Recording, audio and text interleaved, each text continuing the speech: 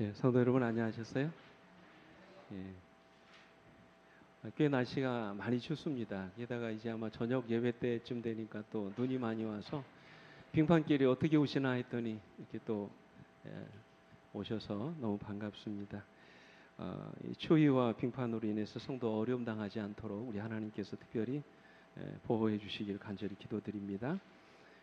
오늘 이제 갈라디아서 연구 드디어 이제 두 번째 시간입니다. 우리 본문 말씀 우리 같이 말씀을 교독합니다. 6절부터 10절까지 말씀 우리 함께 교독하시겠습니다. 저하고 같이 제가 먼저 있습니다.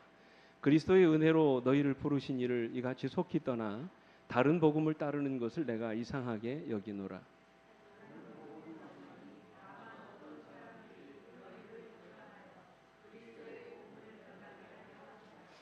그러나 우리가 혹은 하늘로부터 온 천사라도 우리가 너희에게 전한 복음 외에 다른 복음을 전하면 저주를 받을지어다.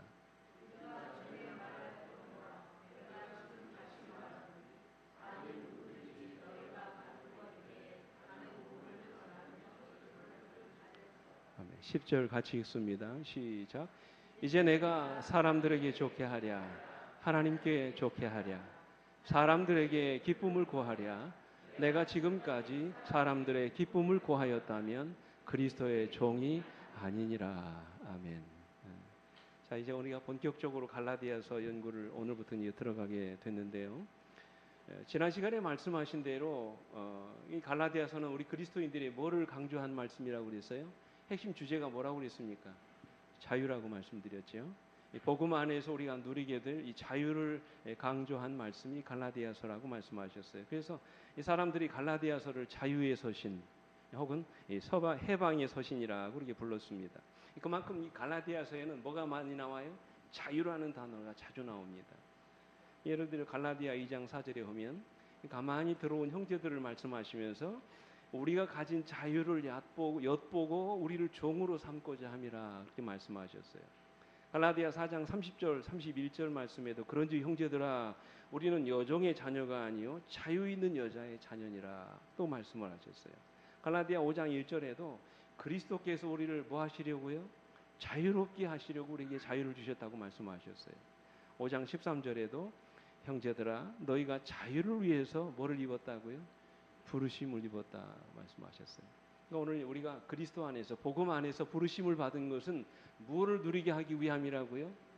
자유를 누리게 하기 위함이라고 말씀을 드렸습니다. 문제는 우리가 복음 안에 살면서도 이런 자유를 얼마나 경험하고 살아가느냐 하는 것입니다. 늘 초조하고 불안한 사람들이 많습니다. 뭔가 부족한 것이 있는 것처럼 늘 그렇게 느끼고 살아가고 마치 주님 앞에 영생을 위해서 찾아 나왔던 부자 청년처럼 또 니고데모처럼 내가 무언가를 더 해야 구원을 받을 수 있을지 그렇게 늘 하나님 앞에 그렇게 죄송한 마음을 가지고 살아갑니다. 때로 우리가 복음으로 시작했다가 율법으로 마치려고 하는 그런 인간적인 생각을 가질 때가 참 많이 있다는 것입니다. 실제로 그런 이야기가 있습니다. 무더운 어느 여름날 한 시골에서 남자가 시골길을 이제 차를 타고 달려가고 있었습니다. 근데 앞에서 저만치 이제 다라를 이고 읍내에 장사를 하러 가시는 한 아주머님을 만나게 됐어요. 그 무더위에 다라를 이고 계시니까 얼마나 힘들겠습니까? 그래서 남자가 이제 달리던 차를 세우고 읍내까지 모셔다 드릴 테니까 내 차에 타시라고 말씀을 드렸어요. 미안해하면서도 너무 더우니까 어쩔 수 없이 이제 남자가 운전하는 차에 올라탔습니다. 근데 한참을 타고 가다 보니까 뭔가 이상하게 생각이 들어서 루밀러로 뒤를 봤더니 이 아주머님이 아직까지도 머리에 다라를 이고 계시는 거였어요. 그래서 이 남자가 물었습니다. 아니 왜 다라를 이고 계세요? 여쭤봤더니 이 아주머님이 그렇게 말씀하시더래요. 아이고 저를 태워주시는 것만도 고마운데 다라까지 어떻게 신세를 지면 어떻게 해요? 그러면서 이래야 마음이 편해요 그러시더라는 거예요. 저는 사람들은 값없이 주어지는 은혜를 부담스러워합니다. 혹시 여러분들 그러세요? 값없이 베풀어 주시는 하나님의 은혜에 대해서 우리가 뭐를 생각해요? 부담을 갖습니다. 은혜를 받으면서도 마음이 불편한 분들이 참 많습니다. 내가 뭐라도 해야 마음이 좀 편안해지는 그런 분들이 많이 계십니다. 그래서 갈라디아 교인들 중에 상당수의 신자들이 이 거짓 교사들이 전하는 다른 복음의 미혹돼서 그리스도를 버리고 복음을 버리고 유대주의자들의 의식과 절기를 지키게 됐던 것입니다. 이런 문제에 대해서 이제 바울이 이제 갈라디아서를 통해 그들에게 편지를 쓴 것입니다. 참된 복음의 자리로 돌아오도록 그들에게 호소하고 있어요. 그들이 그리스도 안에서 진정한 자유를, 복음 안에서 진정한 자유를 누리고 살라고 그렇게 당부하시는 것입니다. 그래서 우리가 갈라디아서를 읽어보면 다른 서신에서는 느낄 수 없는 한 가지 이상한 점들을 발견하게 됩니다. 혹시 여러분 갈라디아서를 읽어보셨어요? 이 갈라디아서를 읽어보면 바울이 쓴 다른 서신에게서는 느끼지 못하는 다른 점들을 좀 여러분들이 느끼실 수 있어요. 그게 뭔지 아십니까? 대부분 여러분 다른 서신들에서는 바울이 공식이 있습니다. 먼저 뭐 합니까? 인사를 하지요. 하나님께 감사합니다. 그리고 그들의 안부를 묻습니다. 칭찬의 말을 합니다. 그리고는 이제 본론에 들어갑니다.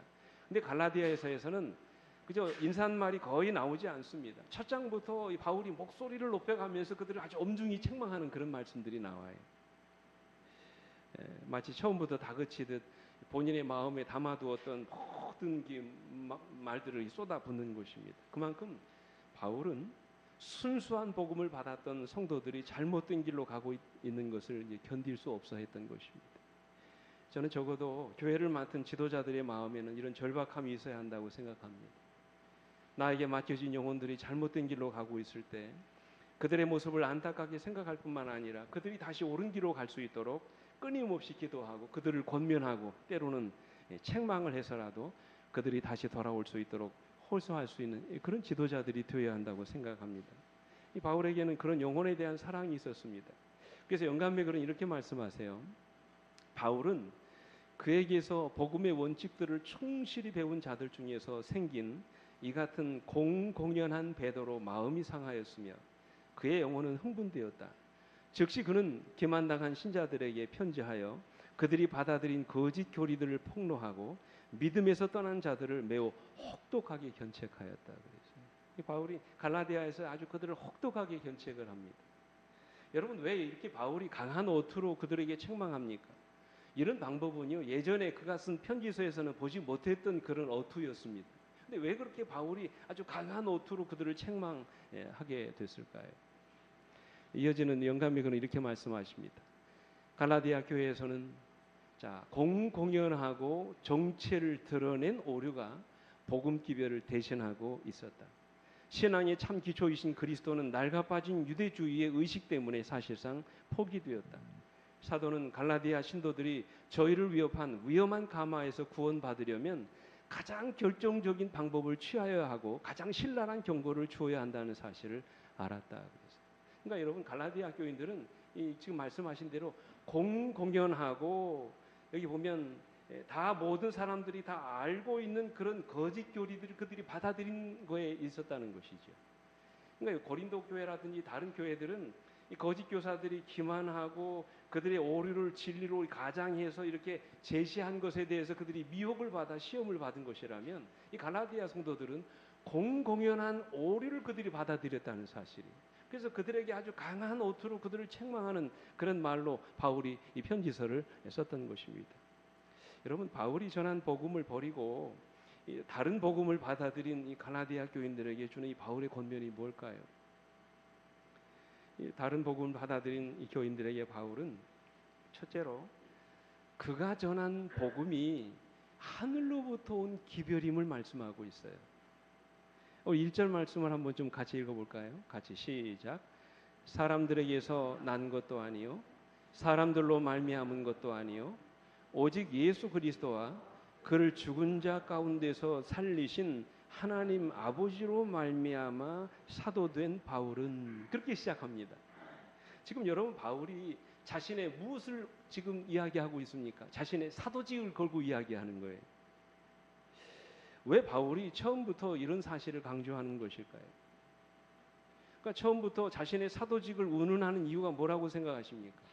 바울이요 이방에 다니면서 복음을 전할 때 가장 힘들어했던 것은 바로 자신의 사도직에 대한 문제였습니다.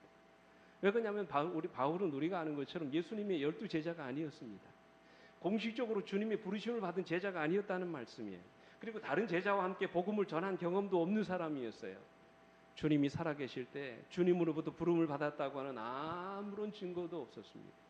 그래서 바울이 가는 곳마다 그의 사도직에 대한 도전과 의심을 받았던 것이 사실입니다.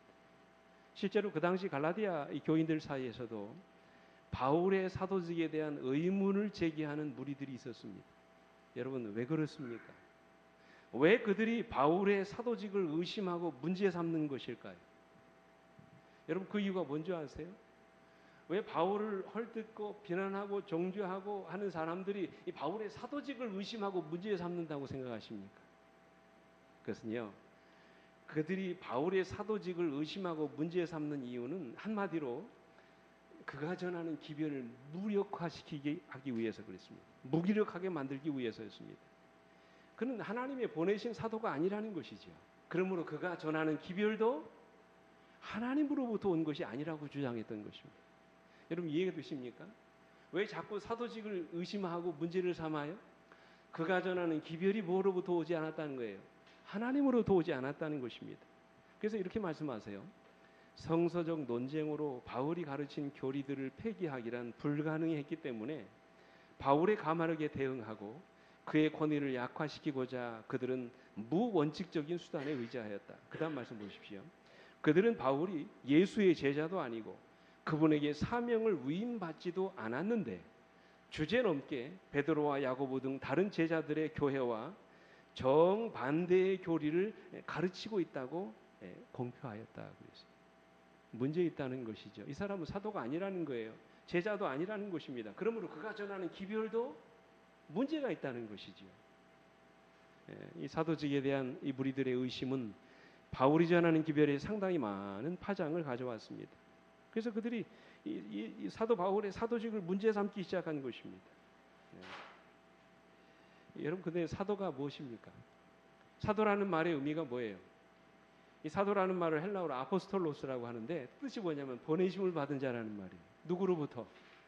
하나님으로부터. 물론 사도 바울이 예수님 살아선 전에 12제자가 된 것도 아니고 주님의 제자들과 함께 전도하지 않은 것은 사실입니다. 그러나 여러분 사도 바울은 누구로부터 부름을 받은 사람이에요?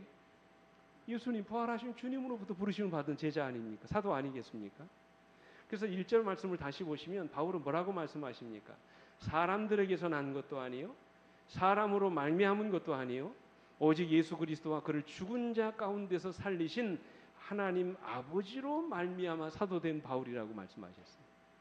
그러니까 내가 내 뜻대로 내가 원하는 대로 내가 자원해서 사도된 것이 아니라 누가 나를 부르셨다는 말이에요. 하나님이 바울을 부르셨다는 그런 말씀입니다. 실제로 바울은 주님 이 땅에 계시는 동안 제자도 사도도 아니었습니다. 그러나 그는 부활하신 주님을 만났고 그분으로부터 이방인을 위한 사도로 보내심을 받았습니다. 이것이 바울 자신의 개인적인 경험이었기 때문에 사람들은 아무도 바울을 사도로 인정하려고 하지 않았어요. 그러나 주님은 바울의 사도직을 증명해 줄 만한 증인으로 한 사람을 세우셨죠. 여러분 그가 누굽니까? 사도행전 9장에 보면 누구를 세웠어요? 아나니아라고 하는 예수님이 제자를 세우셨습니다. 그래서 사도행전 9장 15절에 보면 주께서 이르시되 가라 아나니아에게 말씀하십니다. 이 사람은 내 이름을 이방인과 임금들과 이스라엘 자손들에게 전하기 위하여 택한 나의 그릇이라고 말씀하셨어요. 그래서 아나니아가 바울의 머리에 안수하고 기도했더니 바울의 눈에서 비늘 같은 것이 벗겨지고 다시 보게 되고 그가 성령으로 충만케 되었다고 말씀을 하십니다. 이것은 바울의 인생을 뒤바꿔 놓는 굉장한 사건이었습니다. 그래서 바울은 고백하기를 내가 사도된 것은 어떤 사람이 나를 사도로 삼아 주었기 때문도 아니고 사람의 제도나 조직이 나를 안수하고 사도로 삼아 주었기 때문이 아니라 내가 사도된 것은 예수 그리스도와 그를 죽은 자 가운데서 살리신 하나님 아버지로 말미암아 내가 사도된 것이라고 말씀하고 있는 것입니다. 근데 여러분 바울이 여기서 기를 쓰고 자신의 사도적인 권위를 강조하고 있는 이유가 무엇일까요? 왜 이렇게 자신이 예수 그리스도의 보내심을 받은 사도임을 증명하려고 노력합니까? 이유는 한 가지죠. 자기를 자랑하거나 자기가 사도임을 사람들에게 드러내 보이기 위한 것이 아니라 자신이 전하는 기별이 하나님으로부터 온 것임을 그들에게 증명해 보이기 위한 것이었습니다. 여기서 우리는 대단히 중요한 교훈을 발견하게 되죠. 우리가 전하는 기별보다 더 중요한 것은 그 기별을 주신 분이 누구냐 하는 것입니다. 우리에게 복음 전도의 사명을 맡기시고 그 기별을 전하게 하신 분이 누군가 하는 것입니다. 그것은 우리의 사역의 성패를 결정짓는 아주 중요한 요소가 되는 것입니다. 다시 말해서 설교자는 자기를 부르신 하나님의 부르심에 대한 분명한 소명의식이 있어야 한다는 그런 말씀이죠. 저는 확신합니다. 저를 이 자리에 세우시고 여러분 앞에서 말씀을 전하게 하시는 분은 우리 하나님이십니다. 하나님이 저를 통해서 여러분에게 이 시간 말씀하기를 원하십니다. 제가 전하는 이 한마디 말, 모든 이 준비된 말씀들이 저를 통하여 주시는 하나님의 말씀인 것을 확신합니다. 설교자는 이런 확신이 있어야 된다는 것이죠. 예전에 읽었던 책 중에 앨리스 그레이라고 하는 사람이 쓴 내 인생을 바꾼 100가지 이야기라고 하는 책이 있습니다. 이 책에서 이 앨리스 그레이는 이런 이야기를 한번 들어보십시오. 나는 중학생들을 대상으로 하는 캠프의 상담자가 되어달라는 부탁을 받고 그 부탁을 수락했다. 그 캠프에는 뇌성마비를 앓고 있는 빌리라는 어린 소년이 있었는데 아이들은 빌리를 괴롭혔다. 이 아이들이 그렇잖아요. 이 동료 친구들 중에서 몸이 약하거나 좀 정신적으로 빈약한 아이들이 있으면 그런 아이들을 감싸주고 도와주는 것이 아니라 대부분의 아이들이 그런 아이를 뭐 합니까? 놀리고 왕따를 시킵니다. 이 빌리가 균형을 잃은 몸으로 운동장을 걸어갈 때 그들은 줄지어서 빌리의 몸 동작을 흉내내기도 했습니다. 여러분 뇌성마비 아이들 알죠? 그 아이들이 걸어갈 때 어떻게 합니까? 띠우띠우띠우 하면서 걷잖아요. 그 모습을 아이들이 흉내내면서 가는 것입니다. 그 다음 말씀. 어느 날 나는 빌리가 그들에게 작업실로 가려면 어디로 가야 하니 이렇게 우둔하게 이렇게 묻는 그 모습을 보게 됐습니다. 아이들은 빌리의 어설프고 더듬거리는 말투를 그대로 흉내내면서 저쪽으로 가야 돼 이렇게 입을 삐죽으면서 그렇게 웃어대는 것이었습니다. 나는 화가 치밀었다. 빌리네 방 아이들이 아침 묵상을 발표하기로 한 목요일 아침 내 분노는 극에 달했다. 이게 기독교 우리 아이들이 모이는 그런 캠프였습니다. 아이들이 이제 말씀을 묵상하고 방별로 돌아가면서 이제 발표하도록 했는데 그 이야기를 하는 거예요. 그 방 아이들이 빌리를 발표자로 선정한 것이다. 그러니까 말도 못하는 그 뇌성마비 아이를 발표자로 내세운 것입니다. 그들이 빌리를 앞에 세워놓고 놀리려 한다는 것은 뻔한 사실이었다. 빌리가 힘겹게 앞으로 나가는 동안 아이들의 킥킥거리는 소리가 들렸다. 어린 빌리가 8단어를 말하는 데는 거의 5분이 걸렸다. 얼마나 힘들겠습니까? 근데 그 아이가 이렇게 말합니다. 예수님이 절 사랑하세요. 그리고 저도 예수님을 사랑합니다. 이 말씀을 두둥거리면서 이 아이가 5분에 걸쳐서 이 말을 하는 것입니다. 그가 말을 마쳤을 때 낄낄거리며 웃던 아이들은 모두 울고 있었다. 빌리의 짧은 간증이 있은 후 그 캠프장에는 영적인 부흥이 일어났다. 오랜 세월이 지난 후 나는 절 기억하시겠어요? 전 그 중학생 캠프 때 회심을 했어요 라고 말하는 많은 선교사들과 설교자들이 나타났다. 그 아이가 하는 그 짧은 간증이 수많은 그 자리에 모인 아이들에게 큰 감동을 주었던 것입니다. 그래서 그 캠프 자리에서 수많은 우리 중학생들이 그 나이 때 회심을 경험한 것이라고 말씀하십니다. 하나님이 이 빌리를 통해서 뭐 하신 거예요? 그들에게 말씀하신 것입니다. 그 책에서 앨리스는 마지막으로 이렇게 이야기를 합니다. 그 캠프에서 우리는 아이들의 관심을 예수님께 돌리려고 야구 선수들을 초대하기까지 했었다. 그러나 교만한 영혼들을 무너뜨리기 위해 하나님은 슈퍼스타들을 사용하지 않으시고 뇌성마비를 앓는 어린아이를 선택하셨던 것이다. 제가 이 말씀을 읽고 참 마음에 감동을 받았어요. 적어도 바울에게는 이런 소명이 있었다는 사실이에요. 그를 부르신 분이 하나님이라는 절대적인 믿음이 있었던 것입니다. 그래서 그가 전하는 기별에 능력이 있었던 것입니다. 바울은 지금 그가 전하는 복음이 하늘로부터 온 것임을 그들에게 강조해서 말씀하고 있는 것입니다.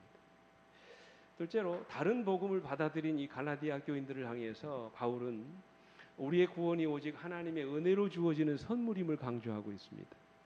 2절로 3절의 말씀 한번 같이 읽어볼까요? 시작. 함께 있는 모든 형제와 더불어 갈라디아 여러 교회들에게 우리 하나님 아버지와 주 예수 그리스도로부터 은혜와 평강이 있기를 원하노라고 말씀하셨어요. 우리는 여기서 갈라디아 교인들을 향한 바울의 관심과 깊은 사랑을 발견하게 됩니다. 복음을 왜곡하고 하나님의 은혜를 저버린 그들이지만 여전히 그들에게 뭐가 임하기를 기도하고 있어요? 하나님의 은혜가 임하시기를 기도하고 있습니다. 그런데 여러분 바울의 인사를 보십시오. 다른 이 서신에도 똑같습니다. 바울의 인사를 보시면 언제나 은혜가 먼저 나옵니다. 그리고 평강이 따라 나옵니다. 이 순서는 한 번도 바뀌지가 않아요. 여러분 그걸 아십니까? 바울 서신을 보세요. 항상 은혜가 먼저 나옵니다. 그리고는 뭐가 따라 나와요? 평강이 따라 나옵니다. 그는 단 한 번도 평강과 은혜가 있기를 원하노라라고 말한 적이 없어요. 언제나 은혜가 먼저고 나 그 다음에 평강이 왔습니다. 여러분 은혜가 무엇입니까? 은혜는 받을 수 없는 자들에게 주어지는 하나님의 자비지요. 그죠? 근데 우리는 이 은혜라는 말을 많이 오용해서 잘못 사용합니다. 우리가 말씀을 마치고 이렇게 인사할 때 우리가 자주 그러잖아요. 말씀에 은혜 많이 받았습니다. 그러잖아요. 사실은 말씀에 감동받은 것이죠. 은혜 받은 것은 아닙니다. 그죠? 은혜는 받을 자격이 없는 자들에게 거저 베풀어 주시는 하나님의 자비입니다. 이 은혜라는 말과 가장 비슷한 말이 뭡니까? 선물이죠. 선물. 여러분 선물이 뭡니까? 내가 수고하지 않았는데 거저 주어지는 게 선물 아닙니까? 그게 은혜라는 말씀이죠. 그래서 에베소서 2장에 보면 바울이 그렇게 말씀하십니다. 너희는 그 은혜에 의하여 믿음으로 말미암아 구원을 받았으니 이것은 너희에게서 난 것이 아니요 하나님의 뭐라고요? 선물이라고 말씀했어요. 여러분 우리 중에 구원받을 자격이 있는 사람이 누굽니까? 한번 생각해 보세요.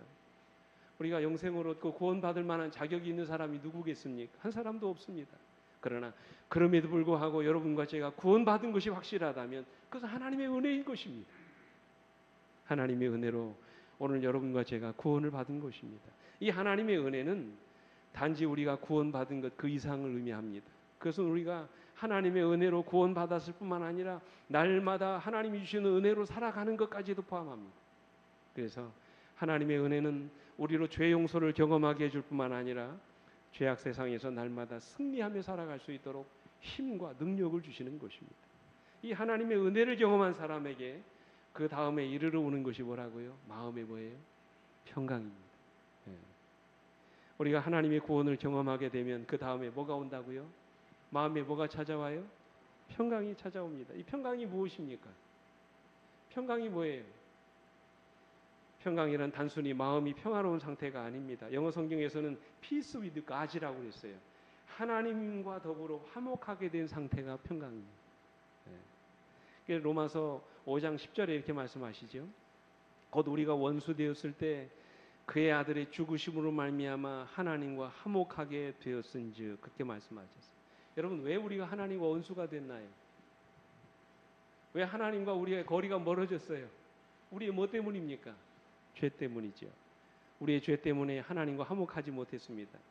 죄로 인해서 하나님과 하나 되지 못했던 우리가 그의 아들의 죽으심으로 말미암아 하나님과 하나 되는 것, 화목하게 되는 것이라고 말씀하십니다. 그러므로 하나님이 베풀어 주신 구원의 은혜를 통해서 죄인이었던 우리가 하나님과 어떻게 된 거예요? 하나가 된 것입니다. 그때 우리 마음에 찾아오는 이 축복이 뭐예요?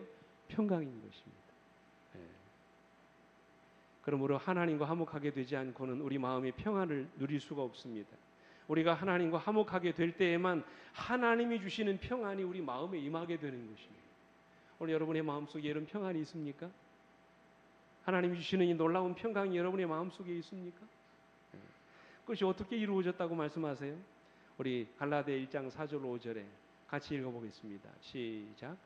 그리스도께서 하나님 곧 우리 아버지의 뜻을 따라 이 악한 세대에서 우리를 건지시려고 우리 죄를 대속하기 위하여 자기 몸을 주셨으니 영광이 그에게 세세토록 있을지어다. 아멘. 우리 주님이 자기 몸을 주신 이유가 뭐를 따라서 하신 것이라고요?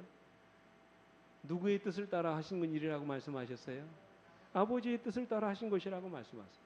한번 생각해 보십시오, 여러분. 왜 주님께서 십자가를 지셨습니까? 왜 주님께서 이 땅에 오셔서 우리 대신 돌아가셨습니까? 왜 주님께서 그토록 무거운 십자가에서 우리의 생명을 대신하셨습니까?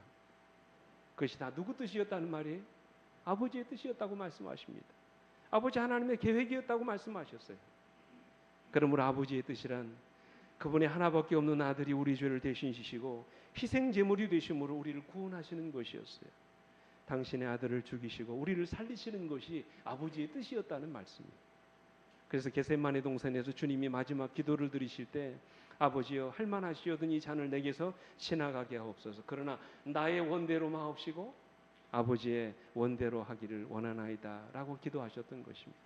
그리고 주님은 하나님 곧 아버지의 뜻을 따라 이 악한 세상에서 우리와 저를, 여러분과 저를 구원하시려고 자기 몸을 버리셨어요. 다시 말해서 아버지의 뜻에 순종하신 것입니다. 우리를 위해서 십자가의 죽음을 차원하시고 당신의 몸을 버리시면서까지 우리를 사랑하셨던 것입니다. 그러므로 여러분, 모든 영광이 다 누구에게 돌려져야 돼요? 우리 주님께 돌려질 수밖에 없는 것입니다. 여기에는 우리 인간의 어떤 행위도, 어떤 노력도, 어떤 희생도 첨가되지 않았고 전적인 하나님의 은혜로 오늘 여러분과 제가 구원에 이르게 된 것이라고 말씀하십니다. 그 은혜로 우리가 값없이 구원을 받은 것이 사실이라고 말씀하십니다.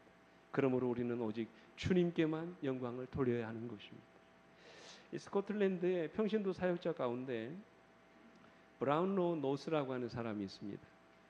이분이 젊었을 때 뭐 우리가 다들 그렇지만 아주 오랜 세월 동안 방황하면서 젊은 시절을 보냈습니다. 그 부자인데다가 춤도 잘 추고 또 얼굴도 아주 잘생겨가지고 수많은 이 여인들과 이렇게 연문을 뿌리면서 참 이게 망가진 인생을 살았습니다. 젊었을 때 술과 노름과 향락에 취해서 정신없이 이게 살다가 어느 날 그가 심각한 병에 걸리게 됩니다. 하나님께서 그를 부르신 것입니다. 그때 그 심각한 병에 걸린 그가 어느 날 이렇게 생각합니다. 내 마음의 악을 따라 살아왔던 지난 44년간의 생애가 내게 무슨 유익이란 말인가. 얼마 안 있으면 내가 이렇게 지옥불에 타서 죽게 될 것인데, 이렇게 마음속에 걱정이 찾아왔습니다. 그는 하나님의 자비 외에는 소망이 없음을 깨닫게 됩니다. 그는 하나님의 자비가 아니면 그가 도무지 살 수 없다는 사실을 알게 됩니다. 그래서 그는 날마다 회개하며 하나님의 은혜가 부어지기를 기도했습니다. 그때 하나님이 어떻게 하셨을까요?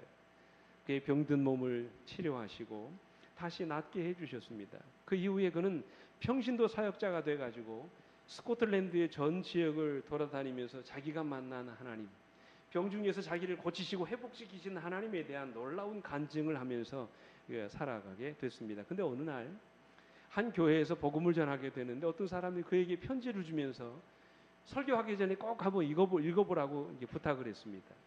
편지를 읽어봤더니 이 편지 속에는 브라운로 노스의 지저분한 과거가 낱낱이 적혀져 있었습니다. 그리고는 마지막에 이렇게 이야기합니다. 당신이 이렇게 끔찍한 죄인이면서 어떻게 감히 오늘 밤에 사람들 앞에서 설교할 수 있습니까? 그런 이야기가 적혀져 있는 거예요. 그날 밤 강단에 선 이 브라운로 로스는 그가 받은 편지를 그대로 읽었습니다. 그리고 잠시 침묵이 흐른 다음에 그가 이렇게 말을 했다고 합니다. 여기 적혀 있는 모든 내용은 사실입니다. 타락한 죄인이었던 때의 저의 모습 그대로입니다. 그러나 하나님께서 죄와 허물로 죽었던 나를 일으키셔서 오늘 밤 여러분 앞에서 말씀을 전하는 은혜의 도구가 되게 하셨습니다. 그리고 나의 모든 죄가 예수의 피로 깨끗하게 되었다는 사실을 알게 해주셨습니다. 그 은혜는 전적인 하나님의 선물입니다. 제가 지금 이 자리에서 자신 있게 말씀드릴 수 있는 것은 하나님의 은혜가 나를 완전히 새 사람으로 변화시켜 주셨다는 사실입니다. 사랑하는 성도 여러분, 하나님의 은혜가 우리를 구원에 이르게 하신 것입니다. 그렇지 않습니까? 그것은 전적인 하나님의 선물입니다. 우리 어떤 노력도, 우리 어떤 수고와 행위도 우리를 구원에 이르게 할 수 없지만 하나님이 값없이 베풀어 주시는 그분의 은혜로 오늘 여러분과 제가 구원에 이르게 된 것입니다. 이것은 부인할 수 없는 사실입니다. 하나님의 은혜가 여러분과 저를 구원에 이르도록 도와주신 것입니다. 그러므로 우리는 모든 영광을 누구에게 돌려야 돼요? 하나님께 돌리셔야 되는 것입니다. 마지막으로 다른 복음을 받아들인 이 갈라디아 교인들에게 바울은 뭐라고 말씀하시냐면 다른 복음은 없다고 말씀을 하세요. 이 6절로 7절 말씀을 보십시오. 같이 읽어볼까요? 시작. 그리스도의 은혜로 너희를 부르신 이를 이같이 속히 떠나 다른 복음을 따르는 것을 내가 이상하게 여기노라. 다른 복음은 없나니 다만 어떤 사람들이 너희를 교란하여 그리스도의 복음을 변하게 하려 함이니라 그랬어요. 바울이 지금 뭐라고 말씀하세요? 뭐는 없다고요? 다른 복음은 없다고 말씀하세요. 여러분, 다른 복음이라는 말이 무슨 뜻일까요? 다른 복음이 무엇입니까? 바울이 말하는 다른 복음이라는 것이 무슨 의미일까요? 영감이 이렇게 말씀하십니다. 이 거짓 교사들은 복음의 진리를 유대인의 유전과 뭐 하고 있었다고요? 혼합시키고 있었다. 그들은 예루살렘 총회의 결정을 무시하고 이방인 회심자들에게 의문의 율법의 준수를 주장하였다. 그러니까 예수 믿는 것 가지고는 안 된다는 거예요. 의문의 율법을 비롯해서 할례를 지켜야 되고 모든 유대인의 절기를 지켜야 된다고 이야기하는 거예요. 그러니까 여러분, 다른 복음은 주어진 복음에다가 다른 것을 자꾸 섞는 것입니다. 이게 다른 복음이라는 것이죠. 그러면서 그는 다른 복음이 등장한 이유를 7절에서 이렇게 말하죠. 다른 복음은 없나니 다만 어떤 사람들이 너를 뭐하여? 너희를 교란하여. 교란한다는 말이 무슨 뜻입니까? 혼동시킨다는 말이죠. 그리고 그리스도의 복음을 뭐하게 한다고요? 변하게 하려 하며, 변하게 하려 한다는 말씀을 원문에 보면 뒤집어 보려고 한다는 얘기예요. 그러니까 단순히 복음을 변질시키는 그런 차원이 아니라 우리가 들은 복음을 뿌리채 뒤집어 엎으려 놓으려고 한다는 그런 의미. 그러나 바울은 아주 무섭게 경고합니다. 뭐라고 경고합니까? 다른 복음을 전하면 못 받는다고요? 저주를 받을지어다. 우리가 전에 말하였거니와 내가 지금 다시 말하노니 만일 누구든지 너희가 받은 것 외에 다른 복음을 전하면 저주를 받을지어다 라고 말씀하셨어요. 여러분, 왜 다른 복음을 전하는 그들에 대해서 이렇게 아주 단호하게 아주 무서운 심판을 이렇게 저주를 선언합니까? 예? 그 이유가 뭘까요?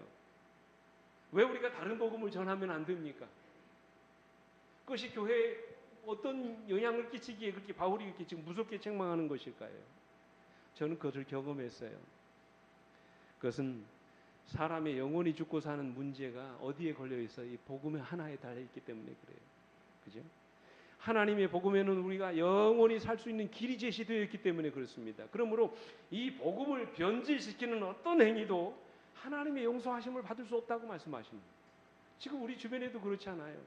한동안 신앙을 잘하고 진리를 믿던 사람들이 어느 순간 잘못된 이설이나 교리에 그들이 노출돼 가지고 한순간 이 교회를 떠나가는 일들이 얼마나 많습니까?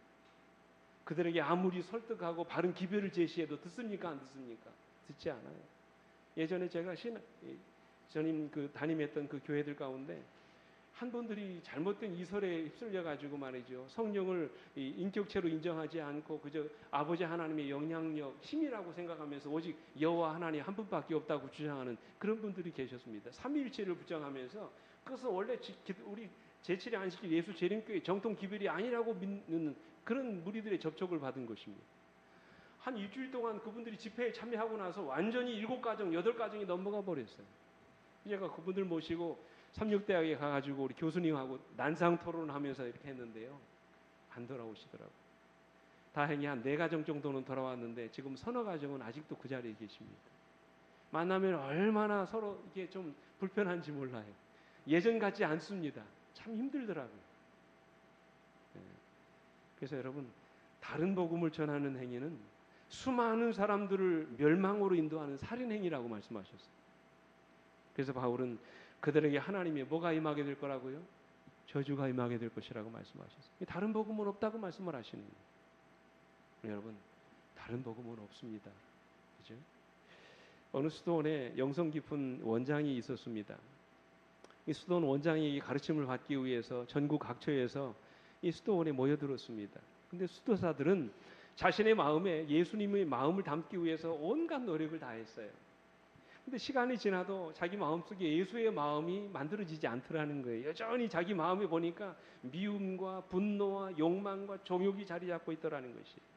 그래서 수도사들이 하루는 원장을 찾아와 가지고 어떻게 하면 우리들이 예수의 마음을 품을 수 있는지를 물었답니다. 원장은 이 수도사들에게 깨어진 조그마한 항아리를 주면서 이 항아리에 물을 채워보라고 얘기했습니다. 어떻게 됐을까요? 여러분, 연못에서 물을 떠다가 채우면 어떻게 됩니까?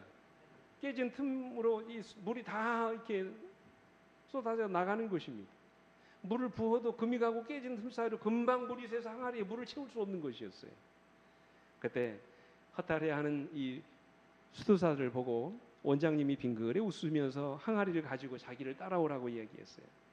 그리고 물을 길어온 연못에 이 수도사 원장이 이 항아리를 집어 넣으라고 했습니다. 이 수도사들은 깨어진 항아리를 어디에다 넣었어요? 연못 속, 물 속에다 집어넣습니다. 여러분, 그러자 어떤 일이 일어났을까요? 예, 금이 가고 깨어진 틈바구니 속으로 연못 물이 스며들더니 금방 빈 항아리에 물이 가득 채워졌어요. 여러분 그 모습이 상상이 되십니까? 예. 아무리 쏟아 부어도 채워지지 않던 항아리가 물속에 들어가니까 오히려 깨어진 틈바구니로 물이 들어가더라는 말이에요. 항아리에서 물이 빠져나가던 틈새가 물이 가득 채우는 통로가 됐던 것입니다. 그때 수도 원장이 이 수도사들에게 이렇게 말을 했습니다. 하나님의 은혜는 우리의 수고와 노력으로 채울 수 있는 것이 아니라 깨어지고 금이 가 있는 나의 연약한 곳으로 스며들어 올 수 있도록 내 자신을 하나님의 은혜의 강물에 던질 때 채워지는 것이다. 이렇게 말씀했다는 거예요. 이처럼 우리가 해야 할 일은 하나님의 은혜의 강물에 우리 자신을 뭐 하는 거예요? 내어 던지는 것입니다. 그때 하나님의 은혜가 우리 안에 임하시고 우리를 완전히 새로운 사람으로 변화시켜 주시는 것입니다. 여러분 이게 복음이죠. 그죠? 다른 복음이 없다고 말씀하시는 거예요. 그래서 마지막으로 우리 영감의 글은 이렇게 말씀하십니다. 지난 시간에도 말씀드렸던 것처럼 믿음으로 말미암는 칭의란 무엇인가? 그것은 인간의 영광을 티끌 속에 내던지고 인간이 스스로의 힘으로 할 수 없는 것을 인간을 위해서 행하시는 하나님의 역사이다 라고 말씀하셨어요. 오늘날 교회 출석하는 사람들 중에 얼마나 많은 사람들이 이 복음의 진정한 의미를 이해할 수 있을까요? 복음이 무엇인지, 그리고 우리가 복음을 어떻게 경험할 수 있는지, 그리고 복음을 경험한 사람들이 어떻게 살아가야 하는지에 대한 이 문제들, 이제 우리가 앞으로 갈라디아서를 통해서 연구하게 될 것입니다. 앞으로 계속되는 갈라디아서 연구를 통해서 여러분과 제가 복음 안에서 영생에 이르는 길을 발견할 수 있게 되기를 간절히 바랍니다. 정말로 우리에게 주어진 복음이 얼마나 놀라운 기별인지를 깨닫게 되기를 간절히 바랍니다. 그리고 무엇보다도 이 복음을 이 자리에 계신 우리 모든 서천교회 성도님들이 함께 경험할 수 있게 되기를 간절히 바랍니다. 그래서 우리 모두가 복음 안에서 진정한 자유와 해방의 기쁨을 누릴 수 있게 되기를 간절히 바라면서 말씀을 마치겠습니다. 함께 기도하시겠습니다. 아버지 하나님, 연약한 우리를 위하여 하나밖에 없는 아들을 이 땅에 보내시고 우리가 죽을 영원한 죽음을 대신 돌아가시게 하셨을 뿐만 아니라 그분의 은혜를 통하여 오늘 또 이 세상, 이 죄악된 세상에서 우리가 죄를 극복하고 승리하며 살아갈 수 있도록 힘과 능력을 주시니 아버지 감사합니다. 우리가 이 땅을 살아갈 수 있는 유일한 이유는 하나님의 은혜 때문임을 다시금 이 시간 깨닫게 해주시니 아버지 감사합니다. 우리가 전적으로 하나님의 은혜 앞에 우리 자신을 내어 던지게 하시고 그분 안에서 참된 자유와 쉼을 누릴 수 있는 우리 모든 성도들 되시도록 하나님 은혜 베풀어 주시옵소서. 사랑이 많으신 예수님 이름으로 간절히 기도드립니다.